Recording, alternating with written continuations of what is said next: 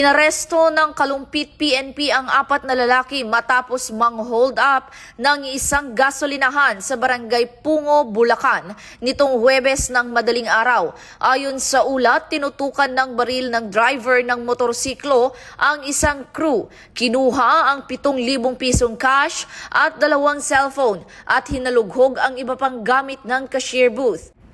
Natuntun ng pulisya ang 4 dahil sa tulong ng location tracking app mula sa isa sa mga ninakaw na cellphone.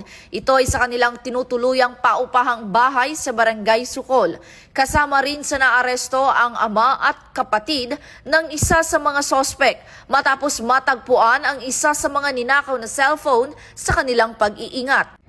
Na-recover sa safe house ang baril, toy gun, 8 sachet ng shabu at natitirang 2,500 na cash. Kasalukuyang nasa kustodiya na ang mga sospek at nahaharap sa kasong robbery in band at possession of illegal drugs. Patunay ng bagong PNP para sa bagong Pilipinas, serbisyong mabilis, tapat at nararamdaman.